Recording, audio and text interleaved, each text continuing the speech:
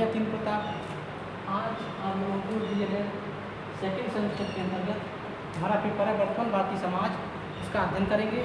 उसके अंतर्गत हमारा एक नया टॉपिक है वर्तीय समाज के प्रमुख मुद्दे, अर्थात वर्तमान समाज में कुछ मुद्दे हैं जिनका उल्लेख किया जाना नितांत आवश्यक है। कुछ मुद्दे हैं जो वर्ता समाज है उसके लिए बहुत आवश्यक और महत्वपूर्ण हैं। उनमें से कुछ मुद्दे हैं जिनका हम अध्ययन करेंगे। तो पहला हमारा टॉपिक है तो शिक्षा का सार्वभौमिकरण। सबसे पहले हम ये देखते हैं कि शिक्षा का सार्वभौमिकरण क्या है, इसको हम बाद में समझेंगे। सार्वभौमिकरण क्या है या वैश्वीकरण क्या है, यहाँ पर लिख देता हूँ, बता दूँगा आपको, ठीक है। वैश्वीकरण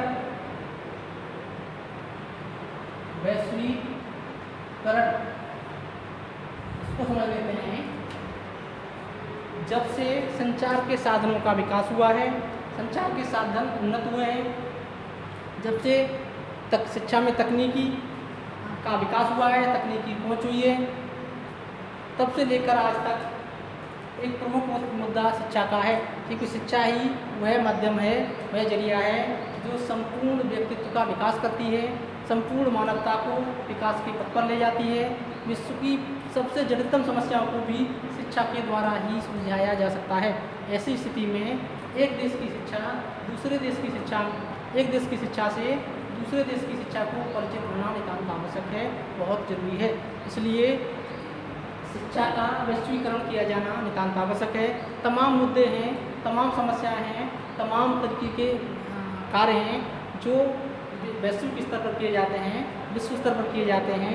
जैसे प्राचीन काल में या आज से 100-200 साल पहले जो भी व्यवसाय होता था, एक देश के अंतर्गत ही व्यक्ति व्यापार करता था, खासतौर से सामान्य व्यक्ति। लेकिन आज का कॉन्सेप्ट, व्यापार का कॉन्सेप्ट बदला है, संस्कृति का कॉन्सेप्ट बदला है, वाणिज्य का कॉन्सेप्ट बदला है।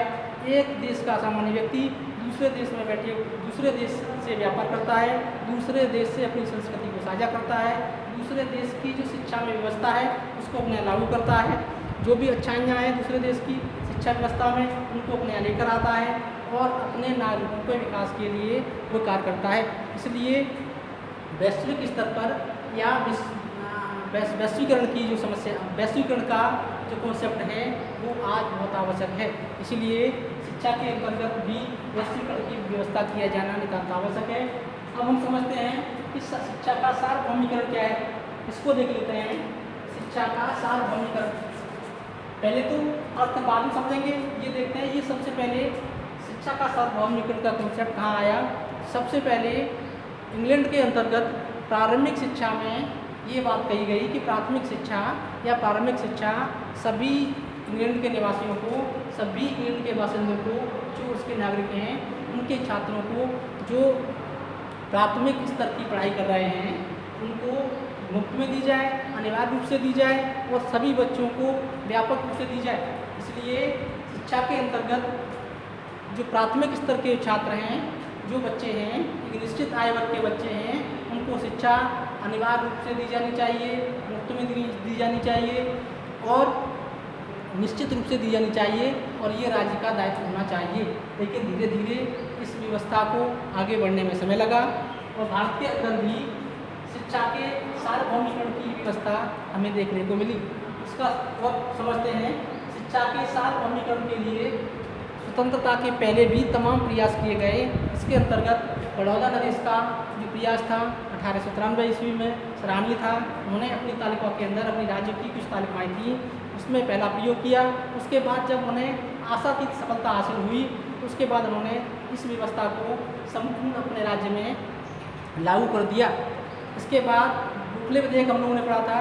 गोखले विधेयक के अंतर्गत भी ये बात कही गई कि जो ब्रिटिश सरकार है, जो ब्रिटिशर्स हैं या ब्रिटिश पार्लियामेंट है, उसको हमारे देश के अंदर या ब्रिटिश उपनिवेश जिस समय भारत था उसमें सभी नागरिकों को जो 6 से 14 वर्ष के बच्चे हैं उनको निःशुल्क शिक्षा दी जाए, अनिवार्य रूप से शिक्षा दी जाए, उनको फ्री एंड कंपल्सरी एजुकेशन की बात कही गई।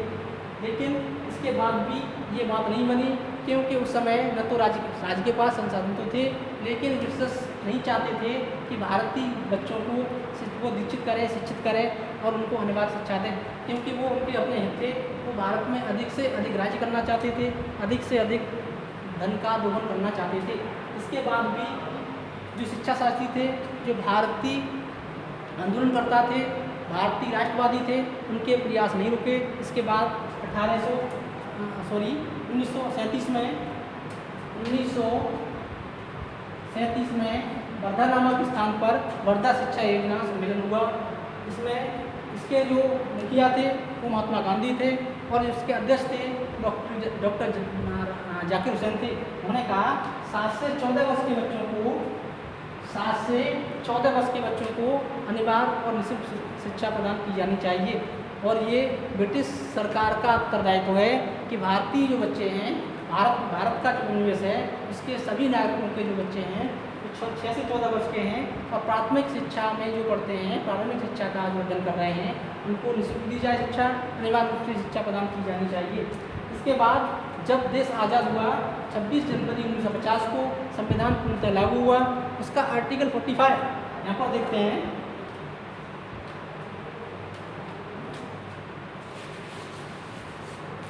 यहाँ पर देखते हैं प्राथमिक शिक्षा का सार्वजनिकरण। यहाँ पर 26 जनवरी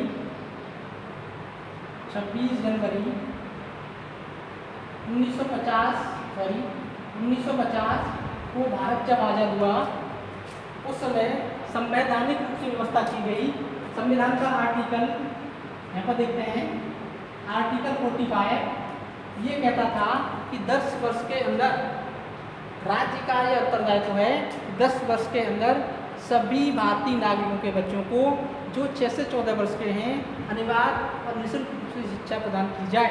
अर्थात उन्होंने क्या किया, डायरेक्टिव प्रिंसिपल्स के अंतर, नीति निर्देशक तत्वों के अंतर्गत राज्य का यह दायित्व बनाया, राज्य का एक कर्तव्य बनाया, राज्य के ऊपर ये लाइबिलिटी थोपी कि आर्टिकल 45 के अंतर्गत 6 से 14 वर्ष के सभी बच्चों को निःशुल्क और अनिवार्य शिक्षा प्रदान की जाए।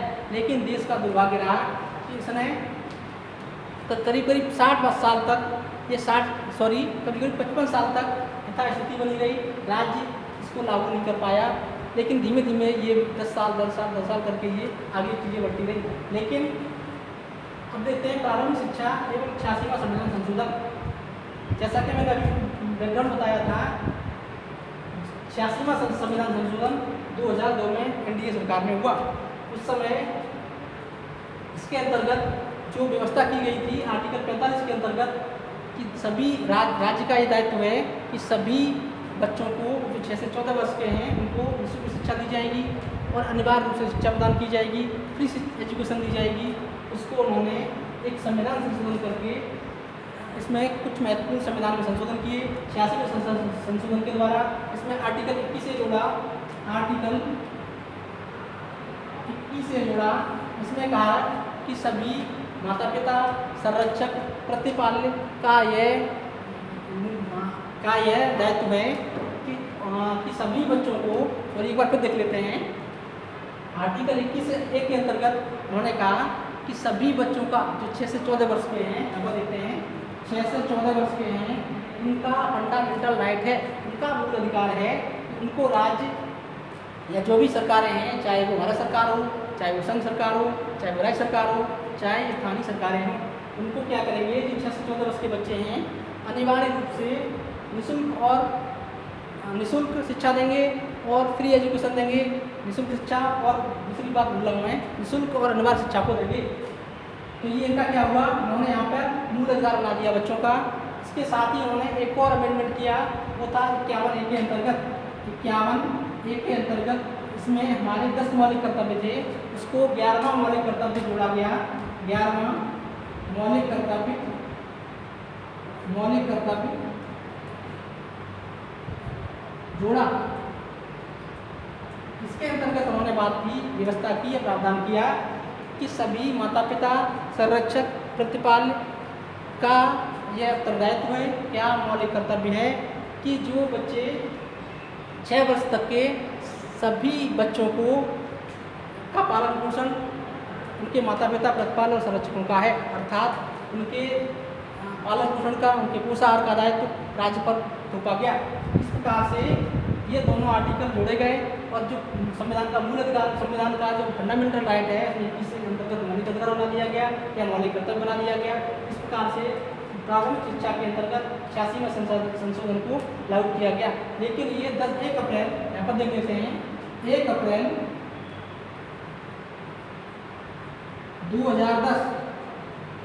2010 में एक अधिनियम बना दिया गया जिसके द्वारा राज्य का दायित्व बन गया कि प्रत्येक बच्चे को जो 14 वर्ष का है उसको अनिवार्य और निश्चित शिक्षा प्रदान करेगा। यदि ऐसी स्थिति में यदि कोई भी राज्य या कोई भी संघ इस कर्तव्य में चूक करता है उसके साथ दंडात्मक कार्रवाई की जा सकती है। इस प्रकार से हम लोगों ने सार्वजनिक शिक्षा का अर्थ समझा, सार्वभौमिकरण क्या है, यूनिवर्सलाइजेशन क्या है, इसके बाद शिक्षा का सार्वभौमिकरण क्या है, इंग्लैंड का हमने बेसिक कॉन्सेप्ट लिया। उसके बाद प्रारंभिक शिक्षा का सार्वभौमिकरण, इसमें हमने संविधान का संशोधन देखा, संविधान में जो संवैधानिक व्यवस्था की गई उसको देखा। इसके बाद प्रारंभिक शिक्षा एवं शासकीय संविधान संशोधन इसको पढ़ा। और उसके बाद शिक्षा में सार्वभौमिकरण के उद्देश्य, कुछ उद्देश्य हैं, देख लेते हैं। वीडियो कितनी लंबी हुई है।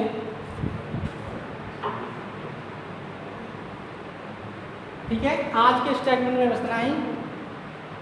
नेक्स्ट इससे संबंधित कोई भी आपको कोई भी क्वेरीज करनी हो तो आप लोग कमेंट्स कर सकते हैं, हम उसका समाधान देंगे। धन्यवाद।